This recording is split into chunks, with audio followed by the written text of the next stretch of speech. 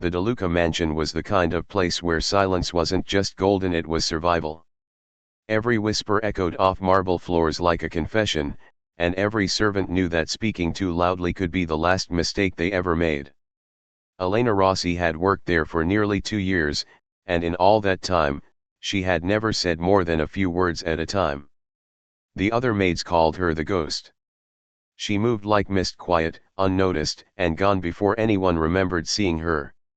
Her days were long and filled with monotony, dusting chandeliers that glittered above empty dining tables, polishing silver that no one used, scrubbing away stains that looked far too dark to be wine.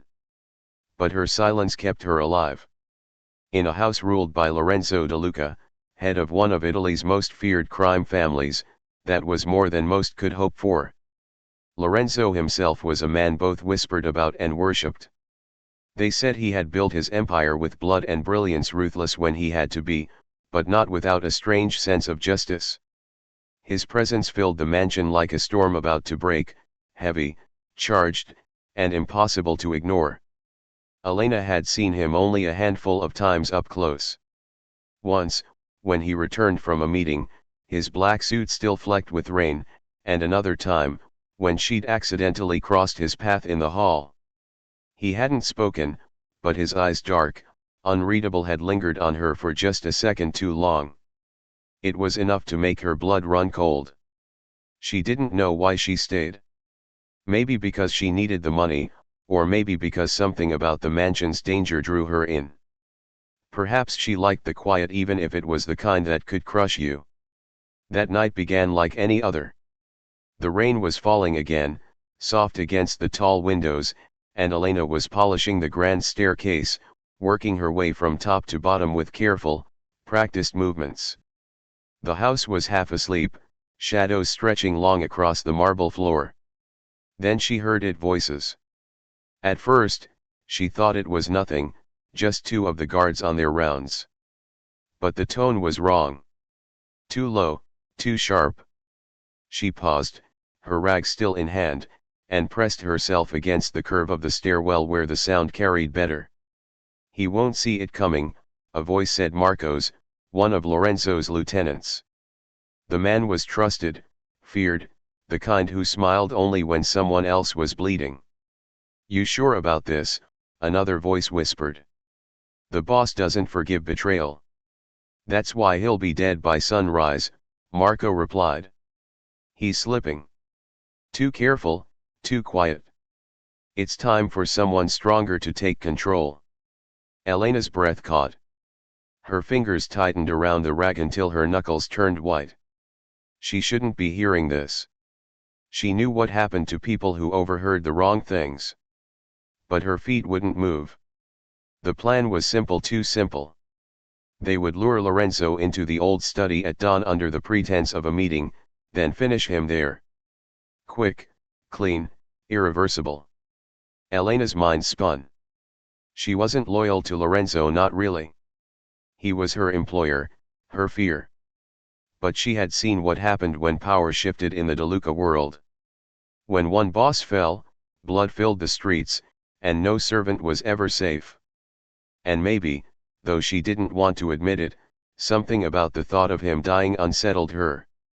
She crept back from the stairwell, her heartbeat thudding in her ears. The rain outside grew heavier, drumming against the glass like an urgent warning. She returned to her cleaning, but her hands were trembling. She could do nothing. Pretend she'd heard nothing. That was the smart choice, the safe choice. But safety had always been a fragile illusion in this house. When her shift ended, Elena walked the dim hallways toward her quarters. Every footstep echoed louder than it should have. She could see the door to Lorenzo's private wing down the corridor, guarded, quiet, its gold handle glinting under the sconces. Her mind argued with itself in frantic whispers. He wouldn't believe you. He'd think you were part of it. You'll die either way. But another voice, quieter, stronger, rose beneath the fear. Silence keeps you safe, yes, but what if silence kills him? She stopped walking. That single thought rooted her to the marble floor. For a long time, she stood there, staring at the door, the rain blurring the windows behind her. Then, slowly, she pulled a scrap of paper from her apron pocket, the kind used for grocery notes, and a stub of pencil. Her hand shook as she wrote. "Don't trust Marco. They come for you at sunrise." She hesitated only a moment before folding the note. The next few seconds felt like years. She walked down the hall past the guards, who barely looked at her, and slipped the folded paper under Lorenzo DeLuca's door. Then she turned and walked away, her pulse roaring in her ears. When she finally reached her small room on the servants' floor, she sat on her bed and stared at her hands, still trembling. She had done something dangerous, maybe suicidal. But as thunder rolled over the mansion and the storm raged on, Elena whispered to herself, "Some silences save. Others destroy." She just didn't know yet which kind hers would be. Lorenzo DeLuca was a man who didn't believe in coincidence. So when he found an unsigned note on the floor outside his office door at dawn, the faintest scent of cleaning soap still clinging to it, he didn't dismiss it. The handwriting was delicate, the kind that belonged to someone who was used to writing in secret. "Don't trust Marco. They come for you at sunrise." No name. No mark. No explanation. The clock on his desk read 5:42 a.m. sunrise. For a man who'd spent his life dodging betrayal, that was enough. He didn't waste time asking questions. He reached for the pistol inside his drawer, checked the magazine, and pressed the intercom. "Lock the gates," he ordered. "Now." A single word from Lorenzo was law. The house awoke like a machine, shutters slamming, alarms cut off mid-beep, footsteps pounding through the halls. Within minutes, chaos unfolded in the DeLuca mansion. Down in the servants' wing, Elena heard the commotion and froze. She was still in her uniform, her apron half untied, when the sound of shouting and running boots shattered the morning quiet. It was happening. Her note had reached him. She went to her small window. The rain had stopped, but the world outside was wrapped in fog. Through it, she saw the silhouettes of armed men moving toward the old study at the east end of the mansion. Exactly as Marco had planned. Her breath caught. He still went. She wanted to scream. To warn him again. But there was nothing she could do without exposing herself. If anyone found out she was the one who wrote the note, they'd assume she was part of the plot. In the DeLuca world, survival wasn't about loyalty, it was about not being seen. And she had just made herself visible. In the East Wing, Lorenzo waited in the dark. He had dismissed his guards with a single hand gesture, preferring to stand alone, to listen. Footsteps approached. 2, maybe 3 men. Familiar voices. Marco among them. "Boss." Marco called. "You wanted to meet early." Lorenzo didn't answer. The men entered the study, the faint creak of the door echoing through the silence. Lorenzo could hear the hesitation in their movements, a pause before the strike. Then the sound of a safety clicking off. Lorenzo moved first. 3 shots shattered the dawn. The sound rolled through the house like thunder. 1 man fell instantly. Marco turned, eyes wide, trying to aim, but Lorenzo was faster. A second shot struck him in the shoulder, spinning him toward the window. He collapsed against the glass, his own gun slipping from his grasp. "You should have stayed quiet," Lorenzo said, voice low and cold. Marco laughed through the pain, blood staining his teeth. "Someone warned you." "Who was it, huh?" "One of your own dogs." Lorenzo's expression didn't change. "Maybe," he said. "But you'll never know." By the time the guards burst in, Marco was on the floor breathing, but barely. Lorenzo didn't look at him again. He turned instead to the note on his desk, still lying where he'd placed it earlier. The handwriting haunted him. Someone inside his home had saved his life. Hours later, the mansion was quiet again. The bodies were removed, the blood mopped from the floor. Order, as always, had been restored except for the question that lingered in Lorenzo's mind. Who had written the note? He gathered his inner circle that afternoon, those who'd been in the house overnight. His tone was calm, but his eyes were sharp enough to cut steel. "Someone in this room stopped me from dying today," he said. "Find out who." The servants were questioned one by one. Cooks, drivers, maids, each terrified, each insisting they knew nothing. Elena kept her head bowed, hands clasped in front of her apron. She didn't trust her own voice not to betray her. When her turn came, Lorenzo looked at her for a long time. Too long. "Elena Rossi," he said softly. "You've been here 2 years, haven't you?" "Yes, sir," she said, eyes fixed on the floor. "You work quietly?" "Yes, sir." Too quietly, perhaps. Her heart pounded so hard she thought he could hear it. He stepped closer. She could smell the faint trace of his cologne, sandalwood and smoke, and feel the weight of his gaze. "Tell me," he murmured, "did you hear anything unusual last night?" She hesitated just long enough to make it believable. "No, sir. Only the rain." He studied her face. Most people couldn't hold his eyes for more than a second. Elena didn't even try. Her gaze stayed lowered, her silence steady. Finally, Lorenzo nodded. "You may go." She exhaled a breath she didn't realize she'd been holding until she was out of the room. That night, when the house had gone still again, Lorenzo stood in his office, staring out at the mist-covered gardens. The note lay in front of him, lit by the amber glow of a desk lamp. He turned it over, as if expecting it to reveal something new, a clue, a signature, a scent. But there was nothing. Only that faint trace of soap. A cleaner's hand. He smiled to himself, a rare, fleeting thing. "Whoever you are," he murmured, "you've just earned a debt from a dangerous man."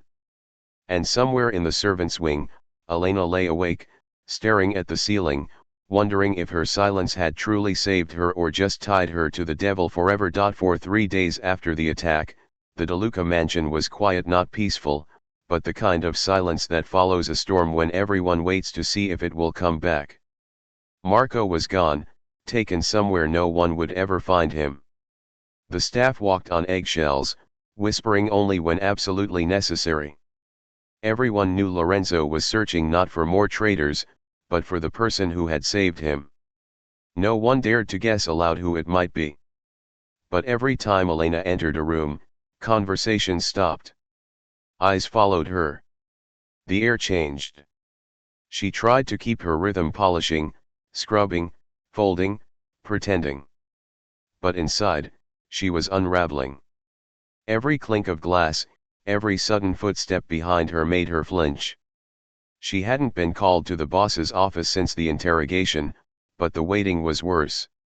Each day she half expected to see his guards at her door, ready to drag her away for questioning she wouldn't survive. By the 4th day, sleep-deprived and anxious, she began to wonder if she should run. She thought about it that night as she stood in the laundry room, folding freshly ironed shirts that smelled faintly of tobacco and cedar, his scent.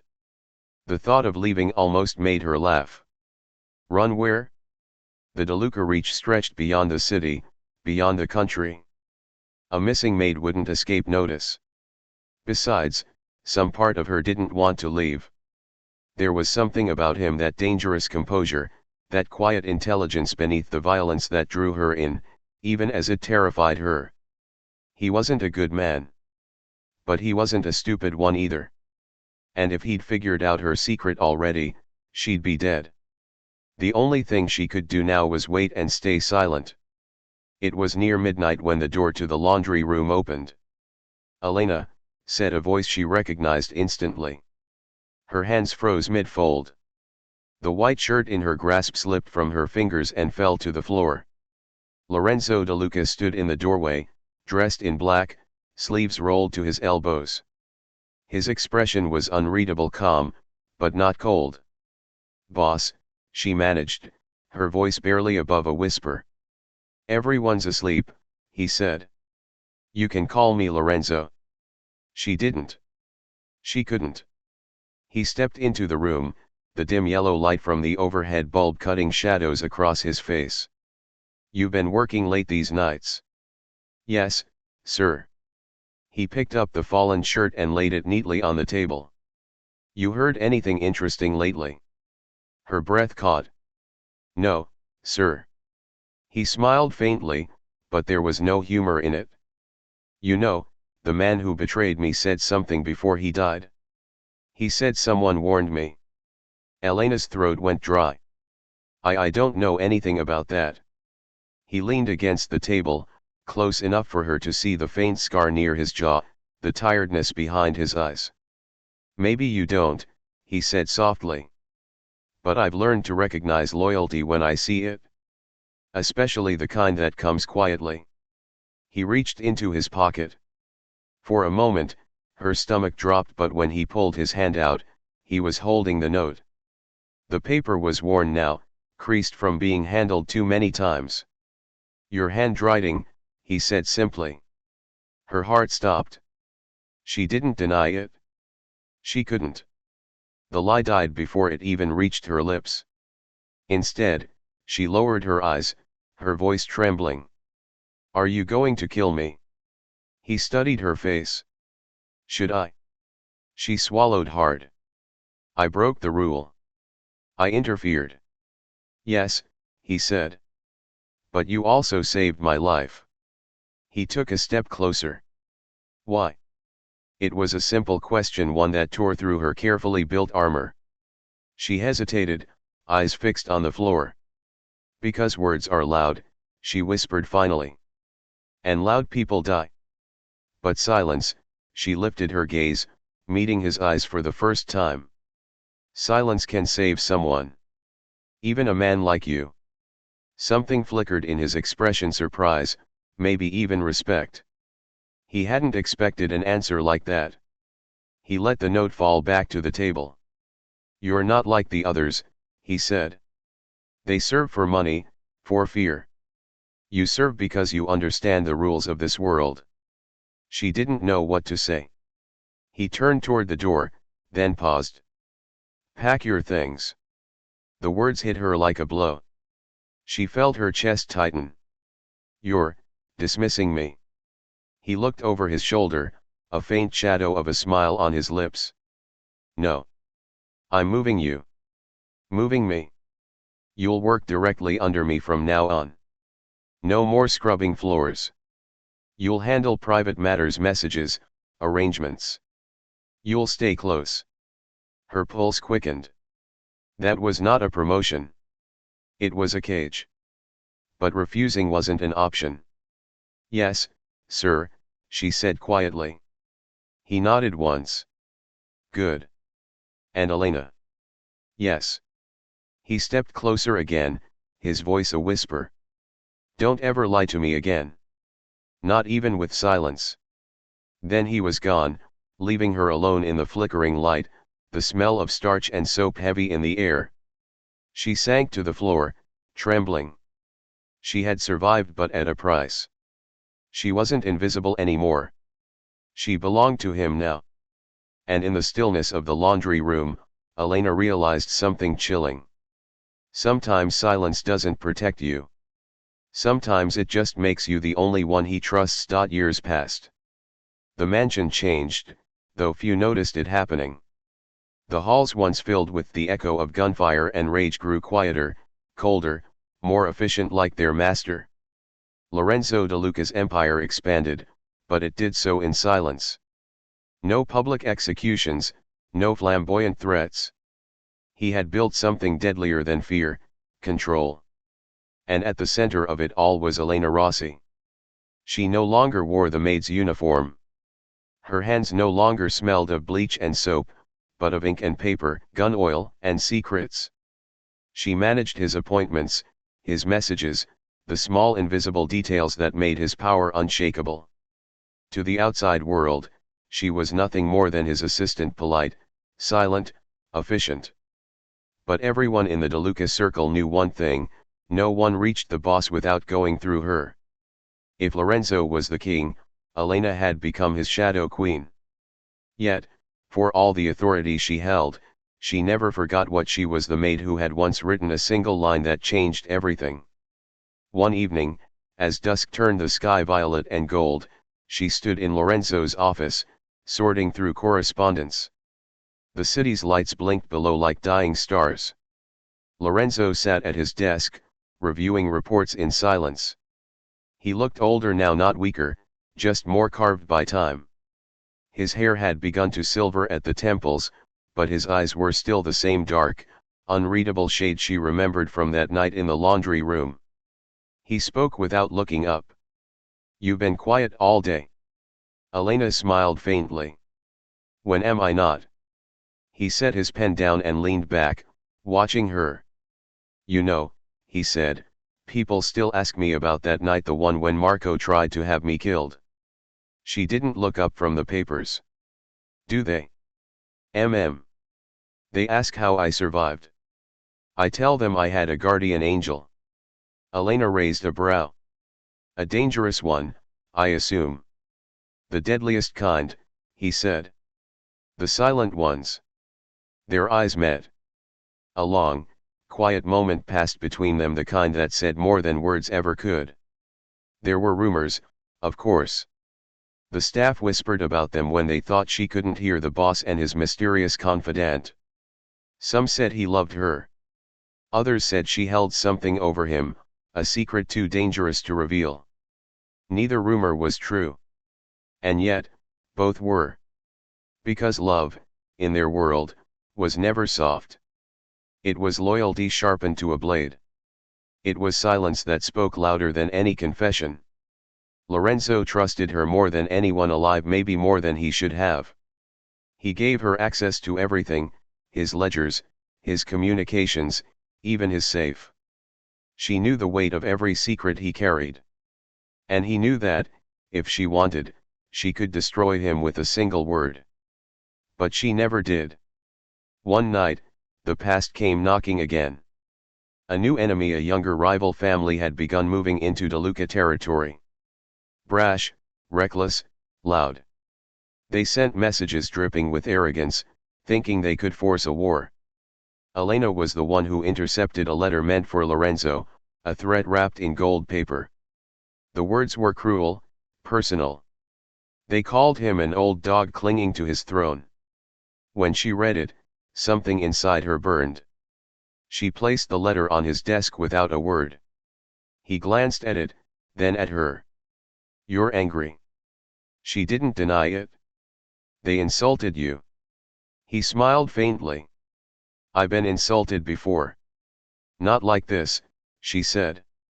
"They think silence means weakness." He studied her the same way he had that first night, all those years ago. "What do you suggest?" She met his eyes, calm and certain. "Remind them that silence doesn't mean surrender. It means they don't hear us coming." For a long moment, he said nothing. Then he nodded. That night, the rival family's operations burned quietly, no witnesses, no survivors, no sound. The message was clear. Days later, Lorenzo found her in the garden, trimming white roses. It was early morning, the same hour she'd once slipped that fateful note under his door. He stood behind her for a moment, watching her work. Then he said, softly, "You saved me again." She looked up, sunlight catching her hair. "I did what needed to be done." He smiled, not the smirk of a mafia boss, but something gentler. "You've been doing that for years." He stepped closer, his voice low. "You saved my life once with silence. Now you keep me alive with it every day." Elena paused, then turned to him. "And who saves you from me?" He laughed quietly, a rare sound.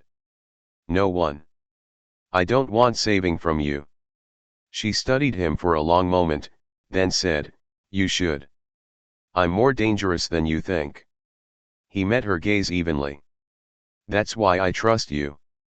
For the first time in years, Elena allowed herself a real smile. "Then remember this, Lorenzo, silence saves, but it also owns. You gave me your trust. That's something you can't take back. He nodded, understanding. I never wanted to. They stood together in the quiet morning, the air heavy with the scent of roses and rain. No oaths, no promises, just the truth between them, unspoken but eternal. In the end, it wasn't the gun or the crown that defined the great Lorenzo DeLuca. It was the woman who said nothing and in that silence, changed everything. And as the sun rose over the garden, Elena thought back to that first night, the trembling hand, the note beneath the door, the choice that had rewritten both their lives. She had once been a maid who heard too much. Now, she was the voice he never needed to hear to obey. Because in a world built on violence, it wasn't noise that ruled. It was silence. And silence had saved them both.